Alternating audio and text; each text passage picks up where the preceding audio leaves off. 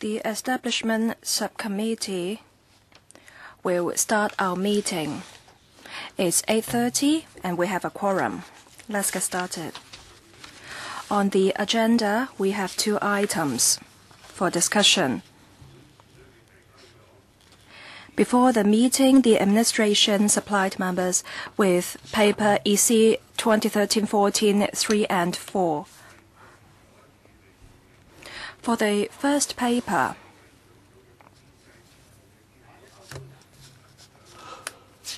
in fact, there are 2 papers about the proposed retention and rationalisation of posts.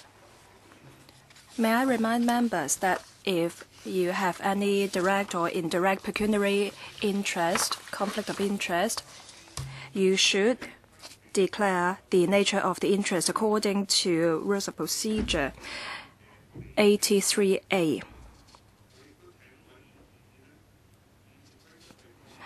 And under Section 84 of Rules of Procedure, wherever there is direct pecuniary interest, you have to observe this article. Let's move into the agenda proper. Paper EC 2013-14, 3. Proposed retention of 1 supernumerary post of Administrative Officer AO, Staff Grade C D2 in the Financial Services branch of the Financial Services and Treasury Bureau, FSTB, with effect from 15th October this year to 31st October to 2015 to provide continued directorate support to complete the current legislative and related work in relation to, amongst other things, the establishment of an independent insurance authority IIA and Policyholders Protection Fund PPF.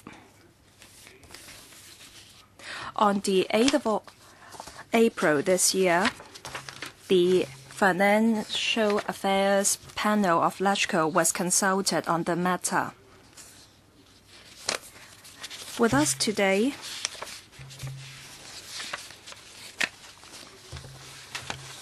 we have Mr. Eddie Cheng from the Deputy Secretary for Financial Services and Treasury Financial Services.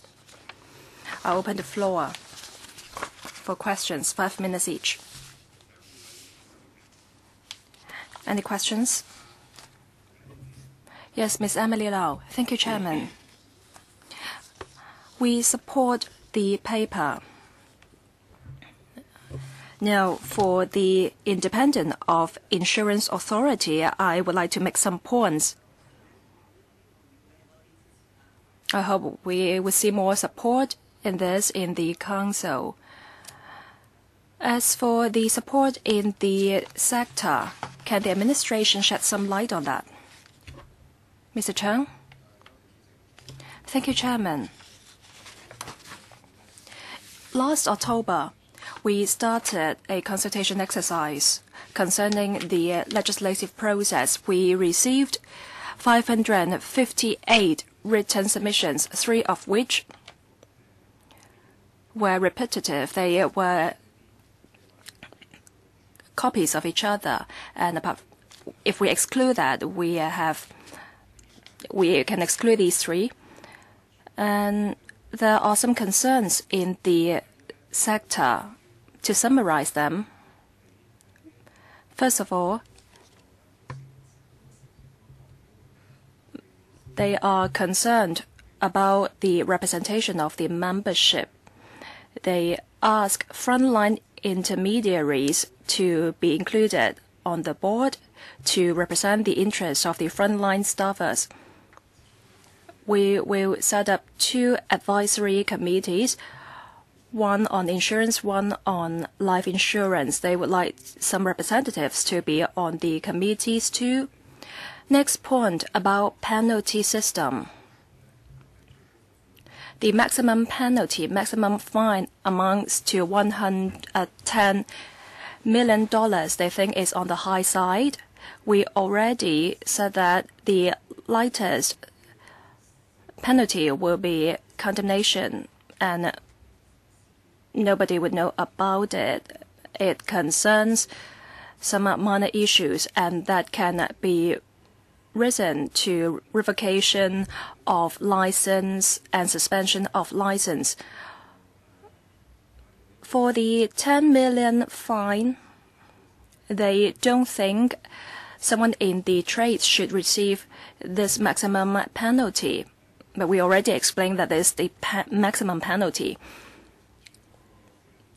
And where fine is concerned, there is a set of guidelines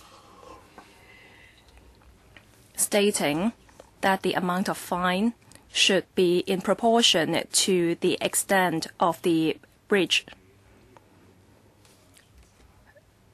They're also concerned about inspection and investigation, whether the IIA has excessive power. We explained that we made reference with the MPF fund and SFC practice, and our practice is more or less comparable to theirs. So these are their concerns. We expect that in July, we will report the views to FSTB and explain our views. We'll go into the details at that stage. Ms. Lau, I hope the administration will liaise better with the trade. I want to talk about the figures about complaints against the insurance sector. Do those people in the sector know about that? Shouldn't they be more proper in their practice? Mr. Chang, figures of complaints against intermediaries, they are self-regulatory in nature. We have 3 self-regulatory organizations. The figure is stable. Complaints mainly are about against the insurance companies and the policies, and the authority received that. We do not see any upward trend. For the self-regulatory organizations, as far as I understand, they liaise regularly with the frontline insurance brokers, and in the companies themselves, they have policies to communicate with their staffers. We are more concerned about the breach, and we'll follow up on the matter. I think they should do a better job, but I also hope that the trade will appreciate what the proposal and cooperate. Next member, Mr. Cheng, after the setting up of IIA, how will the complaints be dealt with? Will there be an independent unit taking that up, or will the unit come under IIA? And if the insurance brokers are not happy with the result of the hearing, what can they do? Intermediaries, wherever there are complaints, they can make it with the IIA, and under the law, there is authority for them to go into investigation. After the investigation, the results will pass on to the disciplinary unit. Then a hearing will be opened.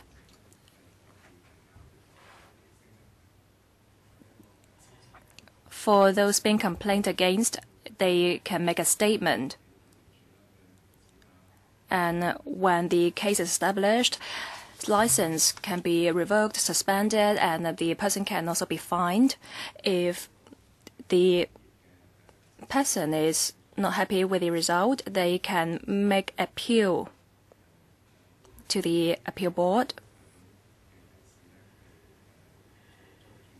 and it is chaired by someone who's from High Court. There are also 2 other members. For the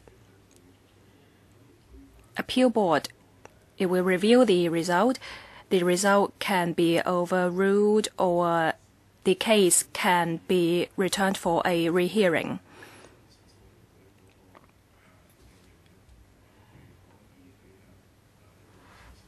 If the person is still dissatisfied with the result, he can lodge a complaint to the appeal to the High Court. So this is what the mechanism is about. Mr. Leung, I think the existing counterpart, the manpower in there will go to IIA, right? And what about the headcount? Will it be larger or smaller when compared to the present organization? According to the consultation paper in 2010, we expected to have 237 staffers in the IIA. At present, the counterpart has 133 staffers, 63 of which are contract staff, 48 are what was known as the regulatory officer of insurance, and we also have some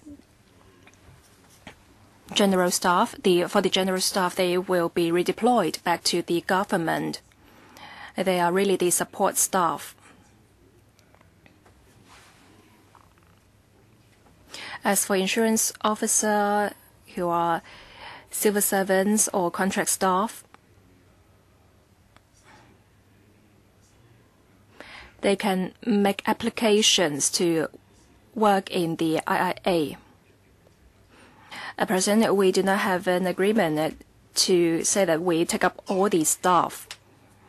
And the recruitment exercise will be fair and transparent. Civil servants and contract staff at present already accumulate experience, and they are bound to have an edge when they apply for the jobs. Now, will there be a small team in the FSTB to liaise with the IIA after its establishment?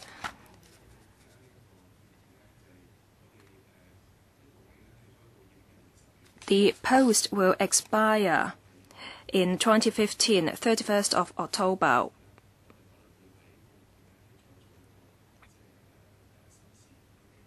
And before that, we will review whether we should set up a small team or whether the task should be passed on to other staff.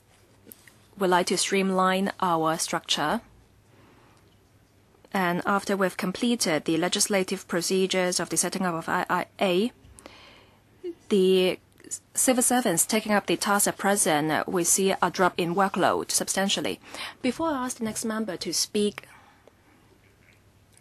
concerning points 2 and 3 raised by Mr. Leung, I want to show appreciation. We're talking about establishment today, but for policy, I think that should be discussed at the panel meetings. We are a subcommittee on establishment.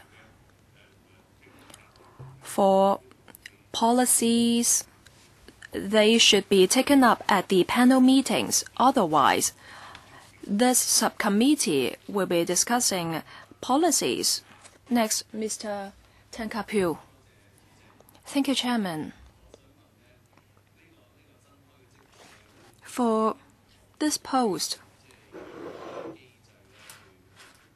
how will it tie in with the existing mechanism? This is about establishment. People talk about complaints and how complaints are dealt with. And now the complaints are passed on to an organization within the trade. But this task will pass on to the new organization. Where will the complaints go? directly to the IIA or to the organization within the trade? The sale of insurance products are conducted in banks, and the monetary authority will regulate banks. So how do we deal with the bank selling insurance products? Mr. Chung, before you respond, this is not a new post. It's an extension of an existing post. This supernumerary post, we've been requested whether it can be extended. So you asked me whether it's a new post. I need to clarify that. Second, your question is about the work after the establishing of the independent insurance authority. We are dealing with the relevant legislative work arising from extension of the supernumerary post. I think you have transgressed into policy areas.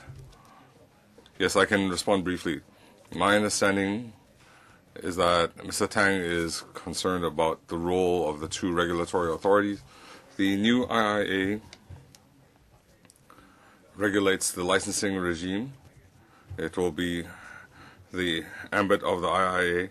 It will take over the three self-regulatory bodies. And as Mr. Tang said, if the public have complaints against insurance agents, they can lodge a complaint directly to the IIA. Your second question about banks selling insurance products. In our consultation paper, we mentioned that the IIA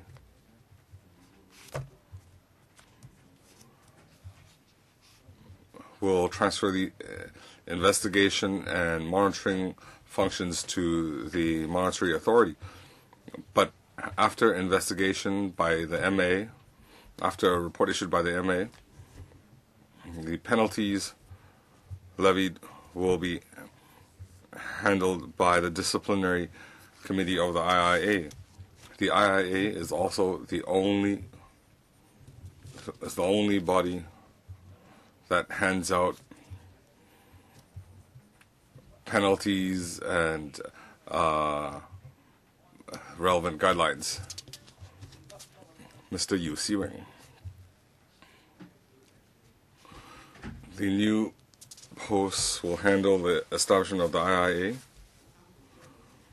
How many members will the IIA have? What's the percentage of the industry members? And how will the IIA defend its professionalism?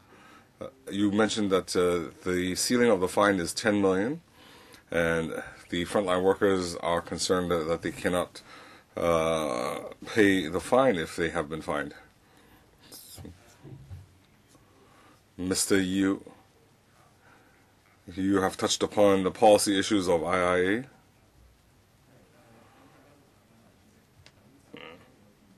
In our recommendation, the IIA will have 6 members, at least 6. We don't have a ceiling. Regarding industry participation, we have received a lot of views, and we will listen to the industry views. And when we make a report in the Financial Affairs Panel in July, we will have a detailed recommendation. There was another question. The small agents cannot bear the fine of 10 million. Well, we don't have just a fine. We have reprimands, and the 10 million is a ceiling. It doesn't mean that they'll be fined 10 million. They could be fined $0, $1, $10. We're not looking at an individual agent. We might have some multinational insurance agents. We also have multinational banks selling products. So in setting the penalty, it has to have a deterrent effect. The 10 million fine has been made reference to other regimes, and we feel that it is appropriate. Regarding professionalism and representation, we'd like the IIA to have more frontline participants. We have heard the concern that there is insufficient frontline representation. So I hope the new officials can hear from the industry. The ceiling of 10 million, we've set the threshold, but we're concerned when the threshold is triggered, the consequences can be very severe. Yes, compared to large insurance companies, this is a trivial sum, but for small, medium companies, it could bankrupt them. So you need to clarify your stance because your actions influence the whole industry. That's his opinion. It seems that this supernumerary post has to be created, but in the process of legislative work, they have to listen to LegCo opinion. Ting-kwong, thank you for reminding us that this topic is about the extension of a supernumerary post. I think we don't have any disagreement over the posts established to make legislative work more smooth. But it seems that a lot of questions were about the policy issues. And as Chairman said, it should be handled in the Financial Affairs panel. I had some policy questions, but I don't know whether I should ask them. So I'd like to ask about the Policyholders Protection Fund.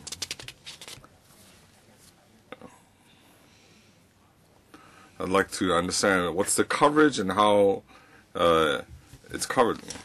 Well, since 4 other members had asked similar questions, I have to allow this question as well.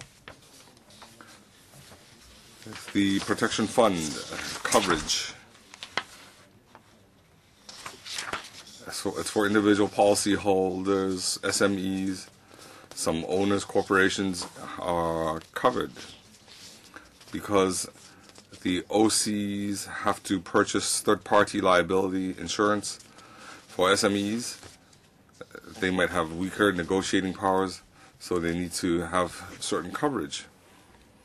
And the coverage regarding a life policy, the fund, first of all, when a insurance company goes bankrupt, it should allow life policy holders to transfer the policy so that their policy can continue. If an insurance company cannot be found, then we will continue to provide the insurance coverage, and that leads to a liability issue. And if claims are made, then we have to issue the claim. If you have more detailed questions, I can provide some brief information to Mr. Zhong. I'm aware that this item is a continuation from the previous meeting. On the last occasion, this panel, the chairman, Ms. Starry Lee, had already made a report, so I don't need to repeat that. So if members don't have any other questions, I'll put this item to the vote. Those in favor of EC 1314 bracket 3, please raise your hands. Those who object, please raise your hands. I feel that the majority of legislators are in favor of this item, and this item is endorsed.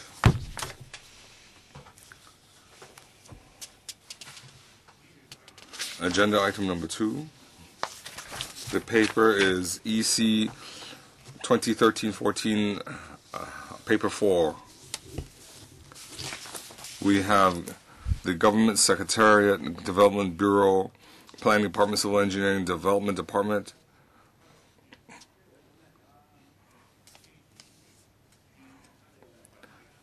We have some directorate level posts that are in a constant state of change, and we need to have efficient use of resources.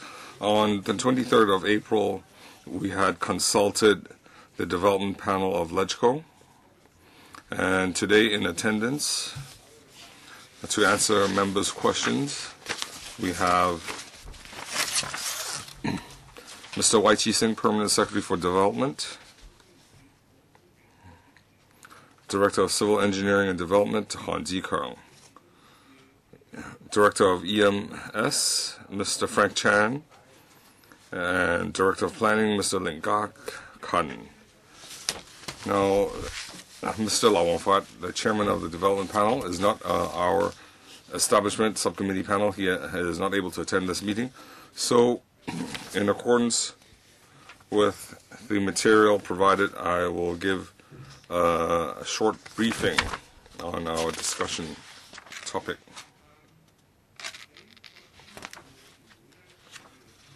On the 23rd of April 2013 Development Panel, the administration had consulted the panel.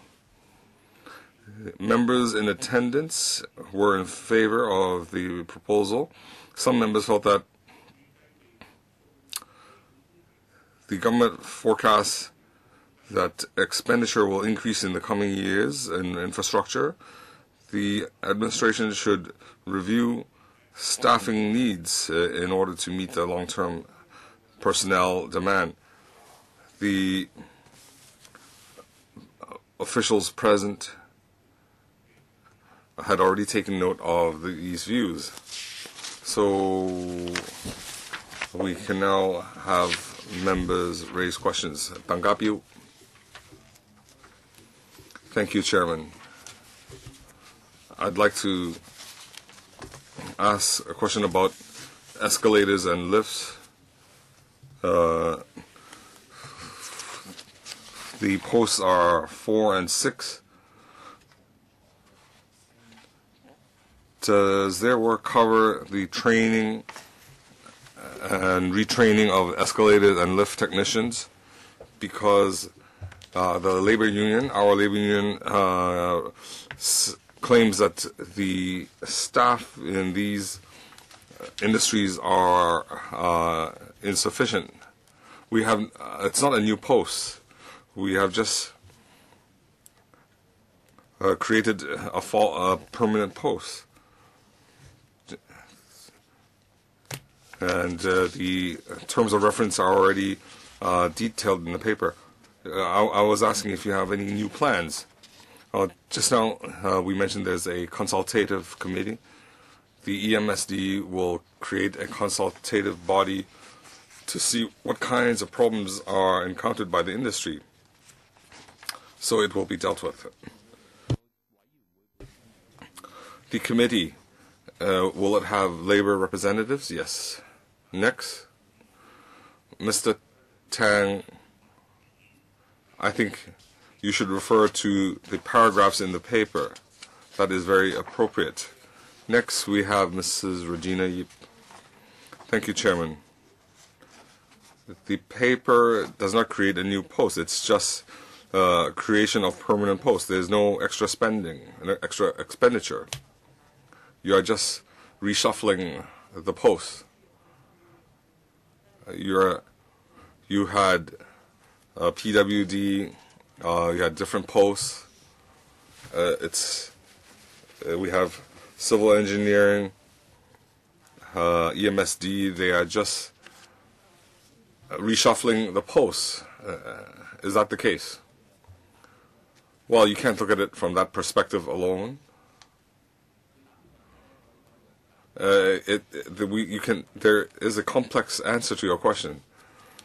Each post has a directorate member to deal with promotion and work. We don't have a cross-department or pan-department directed post. The independent directors will find it very difficult to handle the different departments and branches. So we therefore feel that within each bureau and department there should be a professional team. We shouldn't have a cross-department handling of this because they just don't have the sufficient planning and understanding of that. Yes, I appreciate it will be better for you to know how many posts you need. That's from the management's perspective. I'm just worried that if new tasks come along, will the post come under just certain unit with strong strength? One example is about trees. People complain about poor tree management and trees collapse, killing people. And for university courses in this discipline, the standard is not really high.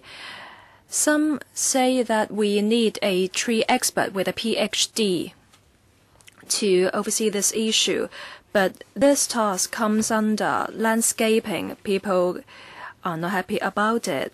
Is it because you already have too many streams and you can not incorporate any new streams, new discipline? We will incorporate new techniques, new streams for tree management. We have a tree management office under our bureau. At present, there is no post targeting trees. In the government, we review our needs to see whether we need a special post for trees management apart from landscape architects. And if we create a post, that will be under the relevant department or bureau. Now, D1 tree management with a PhD comes under D2 officer. Now, it's hard for the expert to do his job. In Namsha, on the mainland, they do a much better job in trees management. So we should import more talents in this regard. Will you consider that in the long run? Yes. For the D2 post you mentioned, there is not necessarily to be taken up by the landscape architects. From which discipline? Say, for example, if we have a post in the government on trees, we need a talent to do that, someone with profession. But at present, we don't have such a post. Next, Mr. Ting-kwong. It doesn't involve further allocation of resources. I respect the decision of the Bureau. I have two minor issues. Because of the rationalisation, there are certain implications on resources. For example,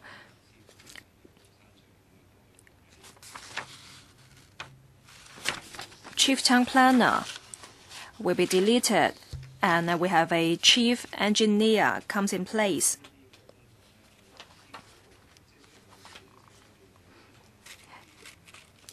In the paper, you said that you consulted relevant staff. But what about the labor union, say labor union of the engineers? Have you consulted that? Was that sufficient? I don't want us to pass the paper, but then the engineers come to us saying that this is a controversial matter. I don't want that.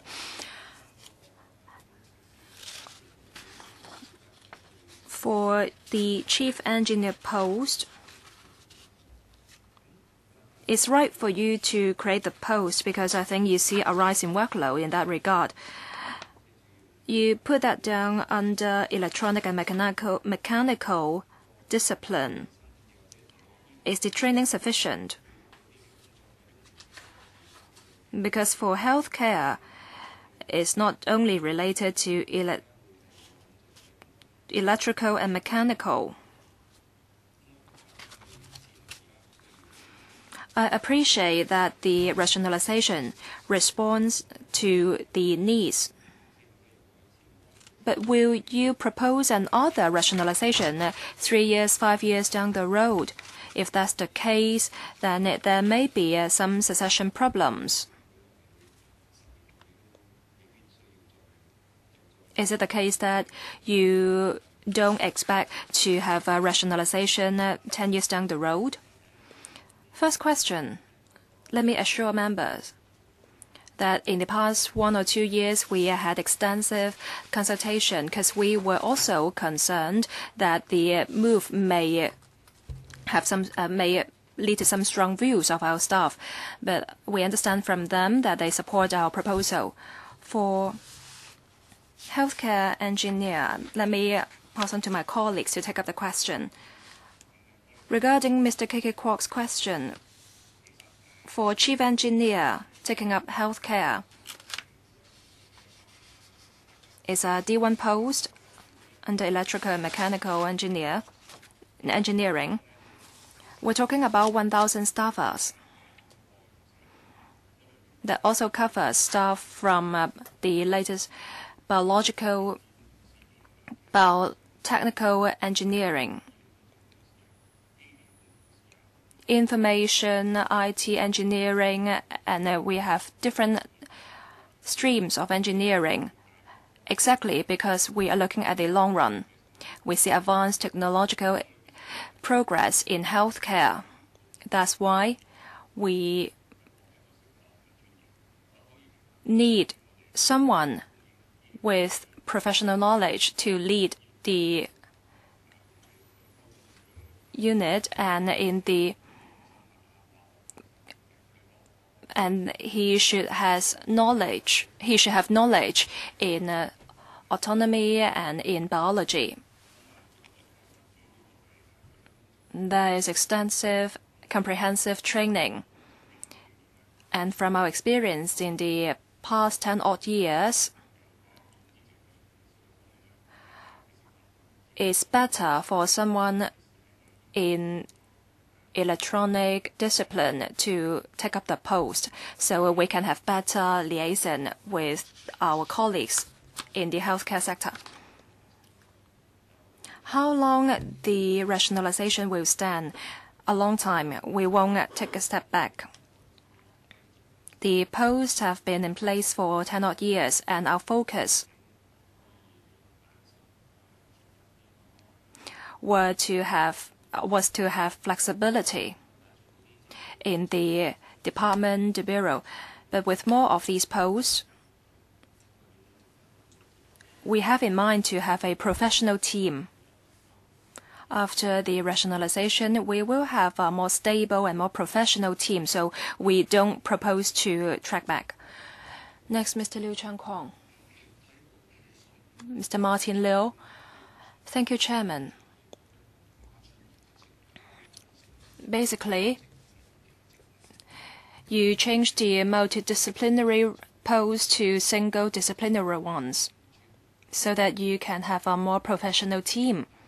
I understand your point. When you created or when you had the multidisciplinary post, I'm sure you had your reason, but the reason is missing in the paper. I can only go into speculation. Perhaps the task requires multidisciplinary skills. Of course, the post should respond to the needs. I don't think it's just a matter for people to grab the jobs within the department, as Mrs. Ip said.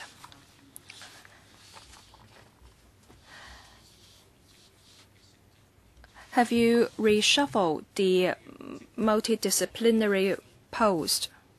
Do you get my point? At the beginning, you had posts under multidisciplinary, But now you're proposing something different. Have you made any adjustments in the task? A simple answer, yes. Why did we have multidisciplinary posts? As I explained, they were created very early on. For example, in the works department, the person responsible has to oversee different streams.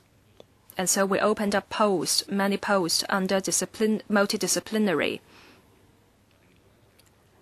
But now we want to have a reshuffling so that we can have a more professional team, a stable team, instead of relying on just as one or two person. Mr. Yu, there are 7 chief engineers under the Development Bureau, and 3 of which will come under single disciplinary post from multidisciplinary post. What about the remaining 4? Will they see reshuffling too? If so, will their task be affected? After the reshuffling, we don't expect any tracking back for a long time. After reviewing our system, we think that we should have architects, electrical and mechanical engineer, and geotechnical engineer so that we can have a professional team. We don't propose to go for reshuffling in the near future. What about the 3 engineers? What will happen to their tasks set in para 4? They will be taken up by people with professional knowledge. If there's no further question, let's put the paper to the vote.